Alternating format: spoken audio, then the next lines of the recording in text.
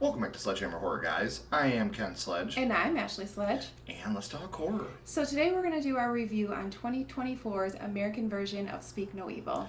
Now, you may notice things are a little different here. We are currently sitting in a motel room at Horror Hound, so we decided while we were here, let's knock out a couple reviews and talk about some movies that we've been watching recently. So we're going to tell you about the positives of this movie, the negatives of this movie, and then we're going to give our overall spoilers and final thoughts. So if you haven't already, go check out the 2022 version, the Danish version, which is available now on Shudder. Go watch this one, and then come back and check out our review. All right, let's get to the positives.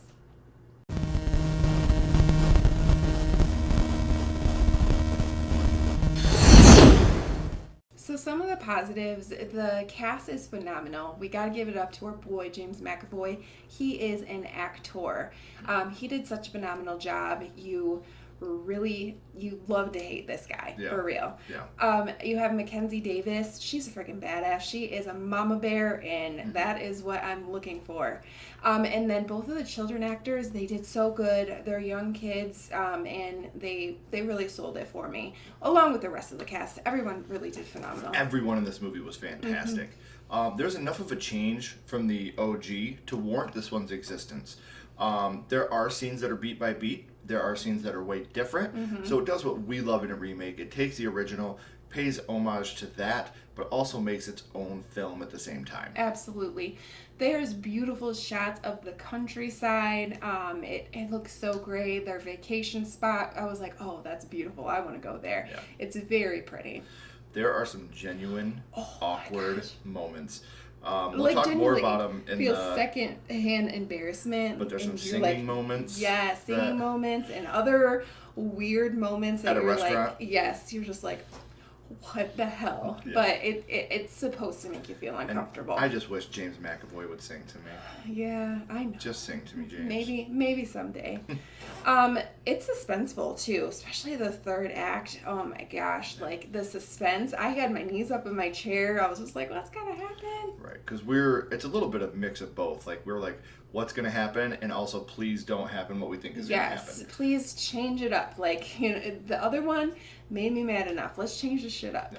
This one has an action-packed third act. It absolutely The third does. act of this movie is just balls to the wall action, and it's freaking awesome. And like I said before, Louise, she's Mackenzie Davis. She is a freaking genuine badass. Like, she is a mama bear, and that is what you want to see when you have kids. Like, you have to stand up for yourself. Right. So those are some of our positives of Speak No Evil. Now we're going to get into our negatives of the film.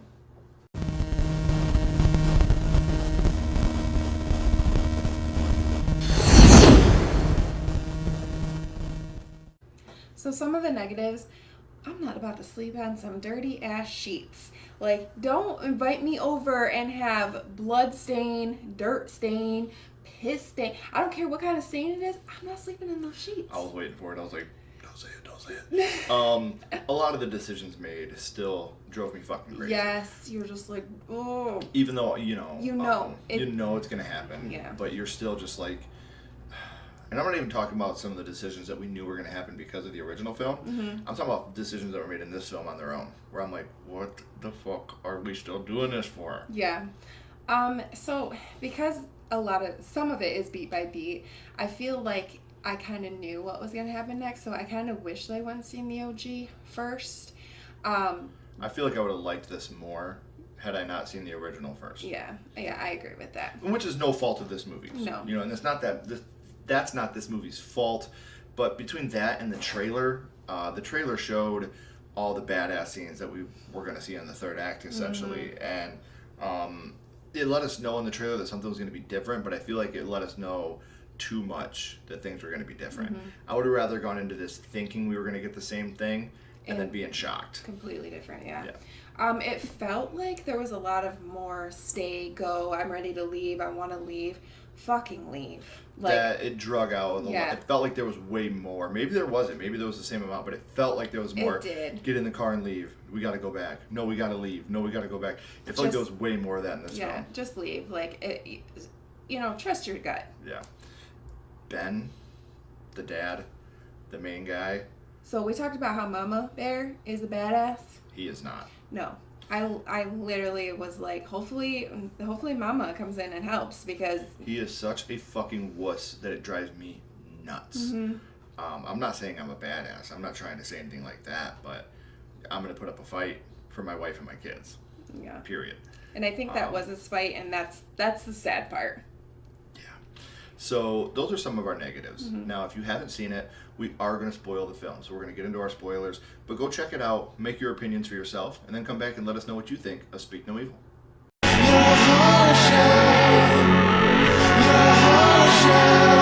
Alright guys, we've warned you a couple of times now, so we're going to start spoiling things. We get a lot more out of Ant and Agnes. Yeah. So, and it makes sense, you know. They're much bigger players in this movie. Yeah, so, I mean, luckily they have Ant showing them more things this time. Yeah. You know, and we find out what they're up against. You know, they figure it out because Aunt shows them a photo album. Yes. And then Agnes takes pictures and shows it to her parents. Now, in the original, they don't know what's happening until they're about to drive away, and then they come and take the girl and they cut her. We never really understand what's happening. Right. Until then. We see the photo albums and stuff, but it's not shown to the parents. Right. The parents have no idea, especially the mom and the daughter. They don't know. The dad has a little bit of an inkling in the first one because he saw and he just the leaves kid their dead. Kids in the car. But that's for another day. But yeah, in this one, they know what they're up to. The part that I do like is that they actually fight back instead of just letting them, you know, take their kid and killing them essentially. They fight back. They fight for their lives. They fight for these kids. For both the kids. For both of them, and it's like you're just like rooting for that, and that's what you're kind of rooting for in the original. And I get it. I get why they didn't fight back. They're trying to do something with the original one. Yeah. You know, they're trying to put that in us. But this one, I like that they fought back. Right. So Patty and Kira, they make Ben and Louise transfer all the money out of their bank accounts into theirs. So that's another, you know, depth of this movie. Is not only do they kill these people, but they rob them. Yeah, they take their money. They're trying to take their kid. That's how they live above their means because, you know, 200 grand they're taking from these people. That's going to last them a little bit. So that's one of the big parts of this movie that kind of shocked me.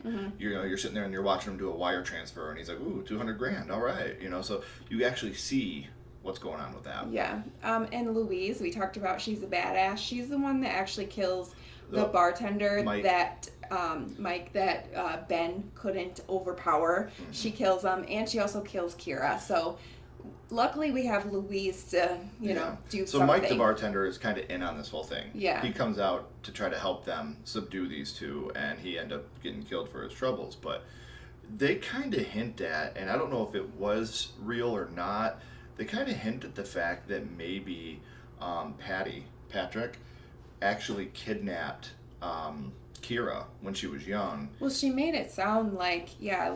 Well, and earlier in the movie, Louise had told Ben, well, how old was she when they got together? Yeah, because if they were together for 17 years. She would have been a little kid. Yeah, so which is kind of weird. It could have been that they weren't a couple. He kidnapped her, and then this all started with that. All of this, yeah, because you know, and also they also hint at she makes these like sculptures of pregnant women. So I don't know if she couldn't have children herself, and that's why they do what they do. Yeah. So it definitely hints at it, and it's weird. And Agnes, like I said, we get a lot more out of her. Patty has her at gunpoint, and she injects him with a thing of ketamine, tranquilizer that she had stolen earlier in the scuffle. Like you forgot that she had taken it, and all of a sudden she shoots him up with it to kind of tranquilize him. Yeah, and when he has her at gunpoint, the mom she's just like lost, like the way her body's moving, and she's just like, please, like, you can take us, just don't hurt my child. And Ben's just sitting there frozen. Yeah, he is like, God damn it, Ben, come on, do something. The whole movie, I'm like, Ben, you mother...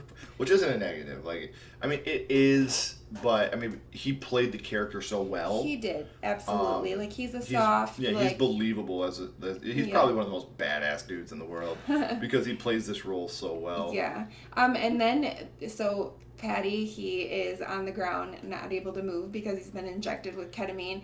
And Ant takes this brick and just annihilates like him. A boss. And he's screaming, and you just see he's getting all that frustration out from all the shit that they put this kid through. They cut his tongue out. They beat him. They beat him.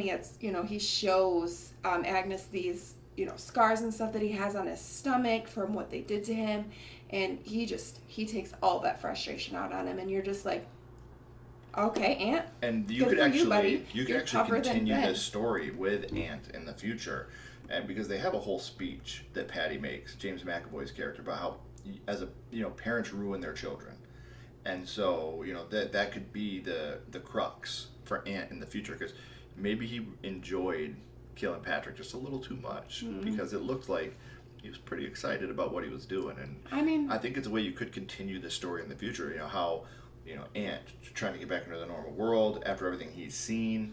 Can a wild animal go to a cage? You know what I mean? Like, it's that type of thing. So let us know in the comments, guys. What did you think of Speak No Evil? We would love to know your guys' opinions. But before we go, as always, we do want to rank this movie on a skull count, 0 to 5. I'm going to give this a 4. I think this is a solid 4. There was never a point where I was bored. And even though the original did what it was supposed to do and made me angry and pissed off and I couldn't stop thinking about it, I would have to say I enjoy this movie more because I would go back and rewatch this. Yeah. I have no desire to ever watch the original again. And it's not because it's a bad film. It's actually not. It's a very, very good film. A very well-made film. I have no reason to ever feel that sad and depressed again. So this one, because of rewatchability's sake, I would actually say I prefer this to the 2022 because I would watch this one again. I'm going to give it a 3.5 out of 5 skulls. I know what they were trying to do with the original, and they absolutely did. It was supposed to make you think, like, how far will you go? How uncomfortable will you make yourself to make somebody else feel comfortable? And that's exactly what that movie was trying to do. This one, they fought back. They, that's what I wanted them to do. I wanted them to fight back. I felt the anger in me, like the mama bear, like, do something for your kid. And so I love that they did that in this one. So yeah, a 3.5 out of 5. Like you said, it was enjoyable. I was on the edge of my seat for the entire third act. And even though we had seen the trailer for months, good job, Blumhouse. Yeah, they did a great job, and you knocked it out of the park with this. Yeah, I'm pleased at what they did with this one. So thank you guys so much for watching. If you haven't already, please like, comment, and subscribe. It does help build the channel more than you know. And follow Sledgehammer Horror on social media. Our links are in the description as well. But until next time, keep talking horror. Stay who you are. And we'll see you guys soon. Bye, guys.